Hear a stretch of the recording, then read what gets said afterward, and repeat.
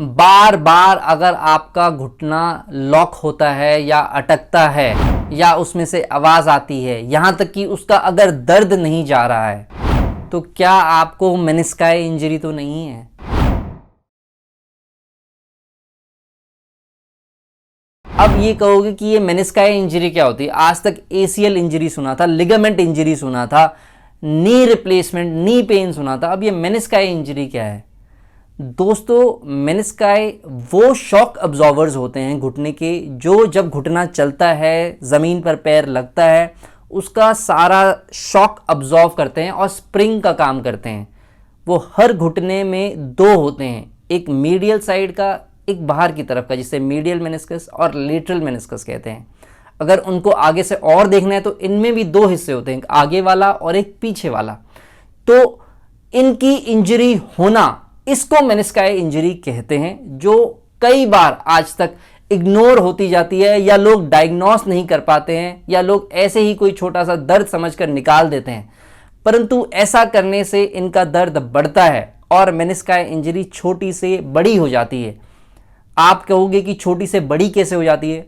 दोस्तों, शर्ट को अगर कभी कोई सीलना है, यदि आपकी शर्ट फट गई है, जब उसमें छोटा छेद होगा तभी उसको सीलना बेटर रहता है, बजाय उस शर्ट को पहनते रहे और इत्यादिक पहनने की वजह से वो शर्ट थोड़ी से पूरी फट जाती है और वो फिर पहनने लायक नहीं होती। कुछ ऐसा ही हाल होता है हमारे मेनिस्कस का।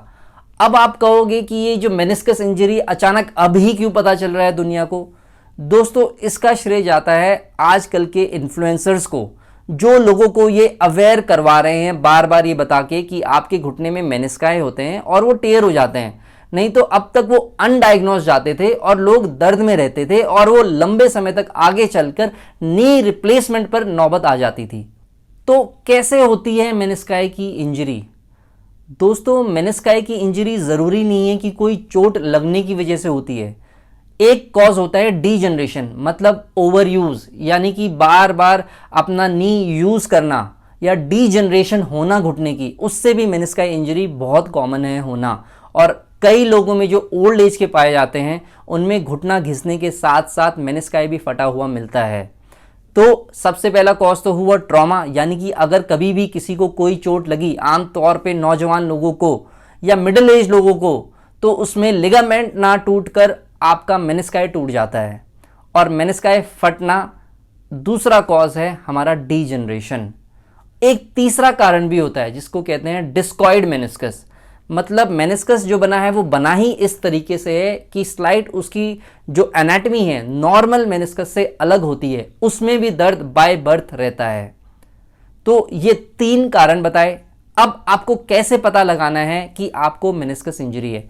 सबसे पहले जो सिम्टम्स अगर आपको आ रहे हैं, जो मैंने इस वीडियो की स्टार्टिंग में आपको बताए, उन सिम्टम्स से आपको पता लगाना है कि कहीं आपके नी में ये पेन तो नहीं है। उसके बाद डायग्नोस करने के लिए सबसे पहले आप एक्सरे करवाने जाएंगे। एक्सरे में कभी भी मेनिस्कस नहीं डायग्नोस होते हैं दोस्तों, मेनिस्कस हमेशा एमआरआई पे डायग्नोस होते हैं। उसके बाद आप करवाएंगे अपना एमआरआई। एमआरआई देख के आपका डॉक्टर, दोस्तों एमआरआई की रिपोर्ट पे कभी भी रिलाई मत करना, क्योंकि जो एमआरआई की रिपोर्ट कर रहे होते हैं हमें नहीं पता होता कि क्या वो रिपोर्ट उन्होंने सच में करी है या किसी ने ऐसे ही टेली कंसल्टेशन से अपने स्टैंप लगा दिए हैं, किसी डॉक्टर के स्टैंप मिसयूज हुए हैं या किसी टेक्नीशियन ने ऐसे ही मेनिस्काई इंजरी रिपोर्ट कर दी है। तो अपने एमआरआई की फिल्म्स को ज़रूर डॉक्टर को दिखाना जो आपका ट्रीटिंग ऑर्थोपेडिक है, और वो आपका एमआरआई देख के आपको बताएगा कि आपके एमआरआई में यदि मेनिस्कस टेयर है या नहीं है। और बात केवल यहीं ख़त्म नहीं होती कि आपको मेनिस्कस टेयर है। अगर आपको मेनिस्कस टेयर है तो आपका डॉक्टर उसमें यह भी बता देगा कि आपको सर्जरी की आवश्यकता है या नहीं है। ज़रूरी नहीं है कि हर मेनिस्कस इंजरी में आपको सर्जरी की ज़रूरत हो। कई बार ग्रेड 1 मेनिस्कस इंजरी या मेनिस्काई स्प्रेन में या नी की इन्फ्लेमेशन में सिर्फ कंजर्वेटिव ट्रीटमेंट से, सिर्फ रेस्ट से या एक ब्रेस देने से आपका मेनिस्काई लॉन्ग टर्म में हील कर जाता है। परंतु अगर ग्रेड 2 या ग्रेड 2 से ऊपर है या सिम्टम्स ऐसे आ रहे हैं कि आपके मेनिस्काई में जो पेन है वो नहीं जा रहा है, तो फिर हिचकना मत आप सर्जरी करवाने से। क्योंकि जैसा मैंने पहले बताया, अगर मेनिस्कस टेयर को हील नहीं करा तो वो छोटा सा टेयर आगे चल के बहुत लंबा बन जाता है। और इसको हील करने के तरीके होते हैं विया सर्जरी, जिसका मतलब है आपके घुटने में 2 छेद करके दूरबीन से ये सर्जरी करी जाती है, जो कि ज़्यादा से ज़्यादा केवल आधे घंटे की सर्जरी होती है, इससे लंबी सर्जरी नहीं होती है। और ये ऑर्थोपेडिक फील्ड की वन ऑफ द ईजीएस्ट या सिंपलेस्ट सर्जरीज में से एक होती है, और ये जानते हुए भी लोग इसमें नहीं करवाते हैं। अब यदि अगर आपकी सर्जरी हो रही है तो आपका ऑर्थोपेडिक स्कोप डाल के आपको ये बता सकता है कि आपका जो मेनिस्काई है वो किस प्रकार का फटा हुआ है। आगे फटा हुआ है, सबसे पहले एंटीरियर हॉर्न फटा हुआ है मेनिस्कस का, या पोस्टीरियर हॉर्न फटा हुआ है, या लेटरल मेनिस्कस फटा हुआ है, या मीडियल मेनिस्कस फटा हुआ है। उसके बाद आता है टाइप ऑफ टेयर। कई बार दोस्तों हॉरिजॉन्टल टेयर होता है। उस कुशन शॉक ऑब्जॉर्विंग गद्दी में अगर एक लंबा सा टेयर आता है साइडवेज में, उसे हॉरिजॉन्टल टेयर कहते हैं, और उसे अगर लंबा सा टेयर आता है उसे रेडियल टेयर कहते हैं। और अगर बाल्टी के हैंडल की तरह टेयर आता है जो बाहर बाहर से टेयर है, अंदर खोखला है, तो उसे बकेट हैंडल टेयर कहते हैं। यानी कि जैसे बाल्टी का हैंडल होता है ऊपर उठाया और नीचे बाल्टी तक वो खाली रहता है, तो बाहर बाहर एक कोने की तरफ से वो टेयर होता है और अंदर की तरफ से टेयर नहीं होता है। ये बकेट हैंडल टेयर है। अब इस टेयर को देखने के बाद आपका सर्जन डिसीजन लेता है ये मेनिस्कस रिपेयर करने लायक है या निकालने लायक है। दोस्तों, एक होता है मेनिसेक्टमी, मतलब जो मेनिस्कस इतने बुरे फटे होते हैं कि उनका रिपेयर करना पॉसिबल नहीं होता है, तो उन मेनिस्कस को निकाला जाता है। यानी कि जैसे अगर शर्ट का बटन है या शर्ट की पॉकेट है, वो इतने टुकड़ों में फट गई है जिसको रिपेयर करना पॉसिबल नहीं है, तो फिर उस पॉकेट को निकालना ही बेस्ट ऑप्शन होता है और शर्ट को पॉकेटलेस बनाया जाता है। और अगर शर्ट की पॉकेट में 1 या 2 होल हैं तो उसे रिपेयर किया जाता है, ज़्यादा से ज़्यादा 3 या 4, डिपेंड्स कि आपका सर्जन क्या चूज करता है। और आप अपने सर्जन से पूछिएगा जो आपको ऑपरेशन करते वक्त, क्योंकि ऑपरेशन स्पाइनल एनेस्थीसिया में होता है, यानी कि ऑपरेशन कमर के केवल नीचे नीचे बेहोश किया जाता है, जिससे मरीज पूरा जागरूक रह सके और साथ ही साथ उस टीवी में देख सके जिसमें सर्जन ऑपरेशन कर रहा है, दूरबीन डाल के उस पिक्चर को देख सकता है कि किस प्रकार का टेयर है, और आपका सर्जन तुरंत आपको टीवी पे बता देगा ये हील करने लायक है या इसे मेनिसेक्टमी यानी कि मेनिस्कस को निकालना सही रहेगा। और ऐसा मत घबराना कि मेनिस्कस निकालने से कोई बहुत जल्दी आपको प्रॉब्लम होगी तो हम उसके अलावा डालेंगे क्या।